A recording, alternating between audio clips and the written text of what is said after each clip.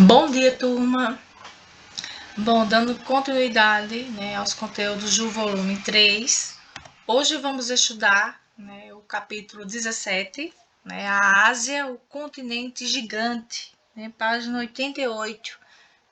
A Ásia é conhecida também como formigueiro humano, certo? Bom, a Ásia ela é o maior do mundo, certo? Tanto em extensão territorial quanto em população, certo? Composto por 48 países, a região abriga o maior contingente populacional da Terra, localizando aproximadamente 4,5 bilhões de pessoas. É muita gente e é muita terra, não é isso? Bom, ele é banhado pelos oceanos Índico, Pacífico e Glacial Ártico, certo?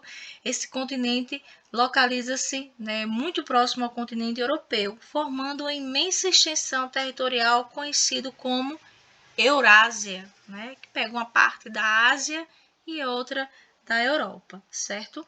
E o que separa esses dois continentes, são os montes Urais, o Mar Cáspio, o Rio Ural e também o Mar Negro, certo? E o que separa, devido a essa grande extensão territorial do continente, tanto longitudinalmente, no sentido leste e oeste, quanto latitudinalmente, no sentido norte-sul. Estabeleceram formas de regionalização com o objetivo de melhorar a compreensão das características físicas e da dinâmica política e socioeconômica da região.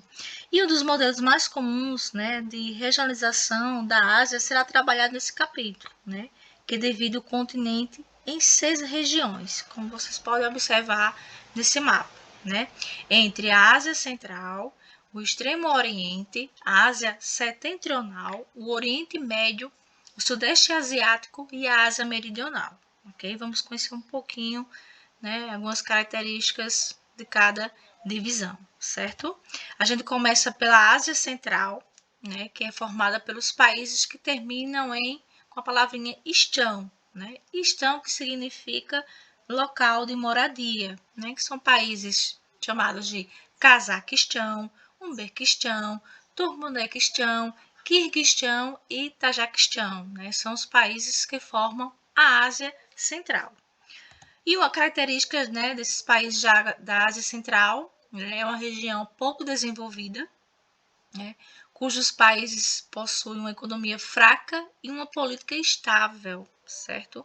O relevo da região ele é predominantemente plano e a vegetação é composta basicamente por estepes, devido ao clima semiárido.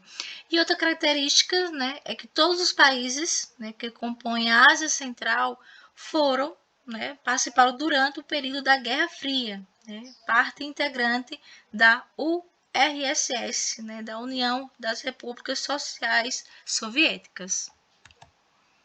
Extremo Oriente, também conhecido como Leste Asiático. Essa região é formada pelos países China, Coreia do Norte, Coreia do Sul, Japão, Taiwan, Mongólia e as regiões autônomas como Hong Kong e Macau, certo?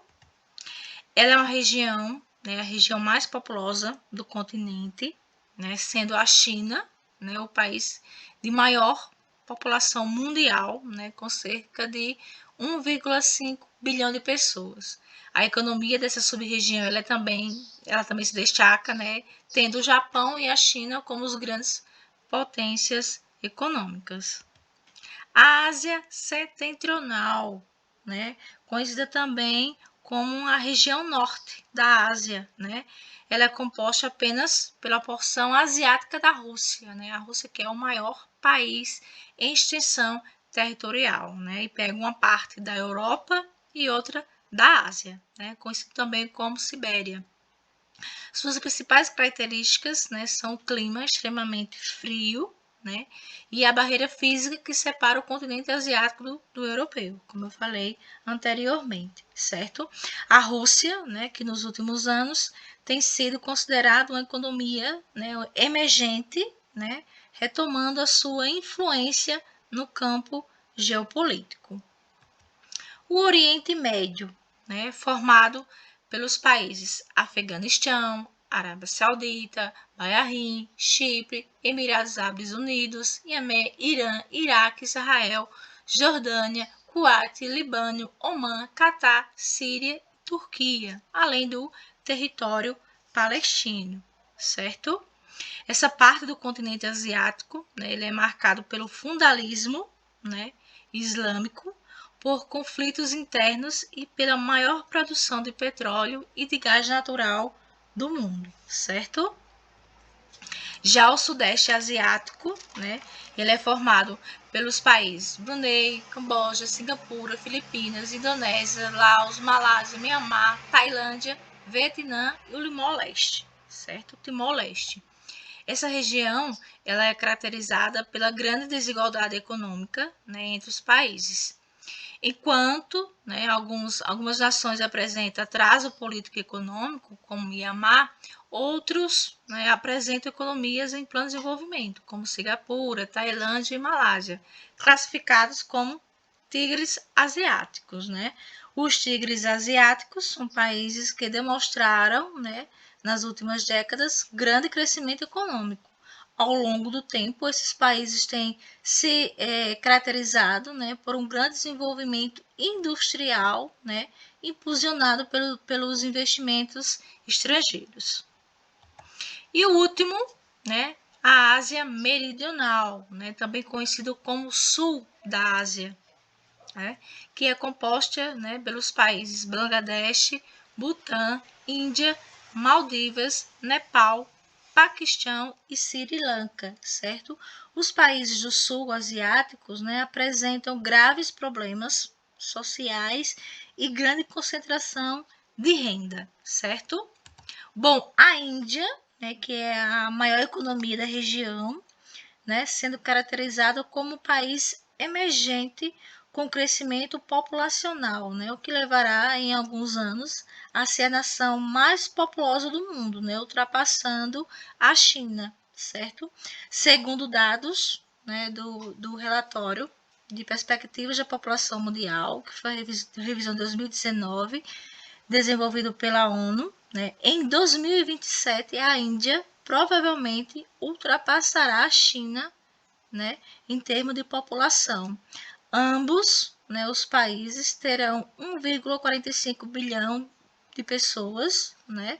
Porém, se mantiverem, né, o atual padrão demográfico, a população chinesa deverá diminuir, enquanto a indiana continuará em crescimento, certo?